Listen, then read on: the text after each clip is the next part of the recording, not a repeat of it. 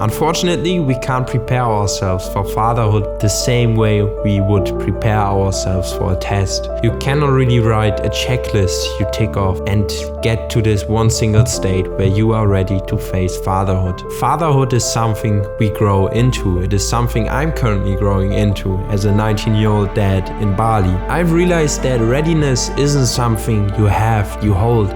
It is something you create through action. And if I had to break down what actions have helped me in the past to face fatherhood at 19, there are 3 key pillars that set you up for fatherhood. I believe mastering these 3 key pillars is going to put you ahead of 99% of men stepping into this role. And without further talking, number 1 is having a crystal clear vision. Having a crystal clear vision of where you as an individual, where you as a man want to get, but also having a similar vision for you as a family. There's a quote from Seneca: if one does not know which port one is sailing, no wind is favorable. If you don't have a crystal clear vision of where you see yourself and where you see your family, no action, no wind is favorable. From my experience, it is one of the most important things you can have. If you don't have one, if you don't know what you want for you and your family, you will be a product of your circumstances. You will react rather than act. If you have to make a decision that affects you and your family,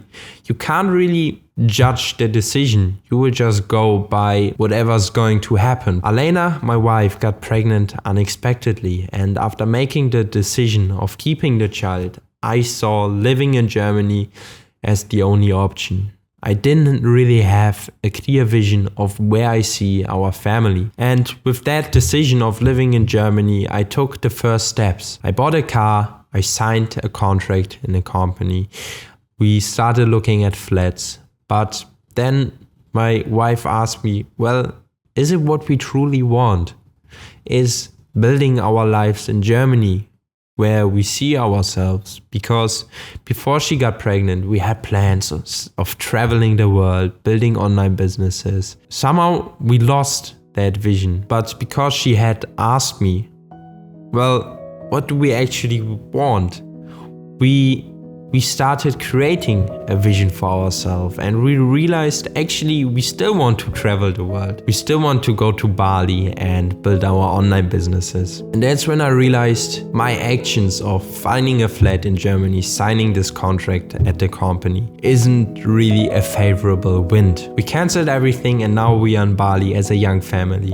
We are both running our online businesses. I'm getting into content creation now, and I'm super thankful to have such a vision. I want to mention 2 things on how to create such a vision. And number 1 is believing that everything is possible. If you were to believe everything is possible, what would you want your life to look like? In the beginning, I had no clue how I would still travel the world and build myself an online business, even though we are becoming parents. But I just convinced myself, somehow it is possible. The vision of going to Bali and building my online business was created by convincing myself everything is possible. And if everything is possible, what do I want? That's how you're gonna get a vision of what you truly desire. Now, the second thing I want to share is about how to put your vision into reality. It's not enough to have a vision of what cars you drive, what place you live in, and how much money you make. What you need to include into your vision is a day in your life. You want to drive a certain car? Good, okay. That means you need money. You need to know what is going to take you there. Let's take my situation as an example. I have the dream of living from content creation. Now, just the thought of, okay, I want to be a content creator isn't making me a content creator. What makes me a content creator is making content and having some sort of growth, having people that watch me. And I put this vision into reality by having a system. The system I have created to pursue this vision is simply uploading 3 videos a week. 2 videos in which I share value and 1 video in which I show my life, which is a vlog. So I have pictured a day in my life. I know that creating the content, creating it in a way that it gets better with every video, and making the uploads in a way that they get traction. Those are the things I need to practice to turn my vision into reality.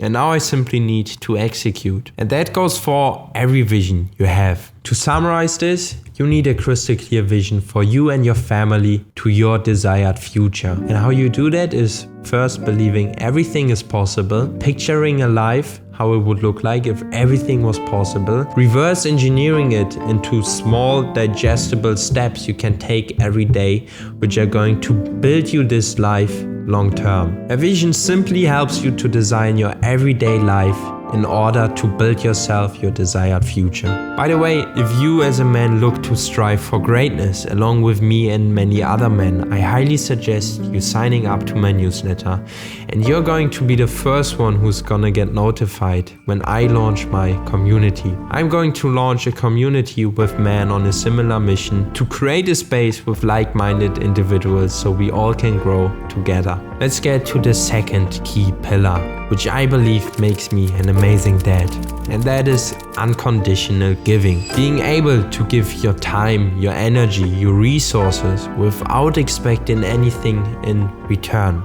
That's unconditional giving. What I've realized is that this is not really an action. It is a state of being. It is a state of being in which you will be rewarded the most. I shouldn't really mention that you will get rewarded from the universe by practicing this state of being, because simply with going into this state with the intention of getting rewarded is defeating the purpose. Maybe you treat people at work really special with expecting something in return. That is not unconditional giving. Unconditional giving would be spreading kindness without expecting kindness in return. If I greet someone really nicely and he's just looking at me weirdly, I'm not mad because I'm not spreading my kindness because I expect this kindness to return. I spread my kindness because it's a state of unconditional giving. I remember how I was at the gym with friends of mine, and there were just so many work opportunities that were sort of put on my lap. There was a girl coming up to me and asking if I want to do social media for the gym we are at, and along with many other scenarios. And the guy was like, Pharrell, so many nice things happen to you. And I believe it comes from giving unconditionally. Now that was really broad. The actual purpose should be to be a better provider for your family, be a better partner, be a better dad, be a better leader for your family. The third key pillar that allows me navigate through fatherhood in an amazing way, in my opinion, is my perspective on hard things. Sometimes we are afraid of making a decision where a lot of work is expecting us. Let's say you want to quit your safe job and build an online business. There's the scarcity around facing the hard work of building an online business. Same with becoming a dad. There's this fear about facing the hard work around being a dad, waking up at night, having to provide financially. What I've realized is that those things, they only seem hard because there's more easy alternatives to it. Try to let that sink in, because honestly, this was a huge game changer for me. Hard things are only considered hard because we have the alternative of doing more easy things. We get to compare two actions and one of them is harder to do, and that's why we think it's hard. If we put it on a scale, easy, medium, hard, and we cancel the hard one and we only have medium and easy, this is going to be the hard thing. But it goes the same way of easy, medium, hard, very hard. If we don't have easy, if we don't have medium, and we only have hard and very hard, hard is going to be considered the easy thing and very hard is going to be considered the hard thing. That was a bit abstract, but to put this into a real life scenario, waking up at 5 a.m. and going for a morning run is only considered hard because there's the alternative of staying in bed and pressing snooze. Let's say there would be a planet where everyone's life objective is to run a marathon once a year. If you don't run a marathon once a year, you would die. Suddenly, everyone is going to be able to run a marathon once a year because there's no more easy alternative. Don't get me wrong, running the marathon is still gonna suck, but you don't get to think about if it's hard. And that realization to me was a game changer, because you can apply this to everything.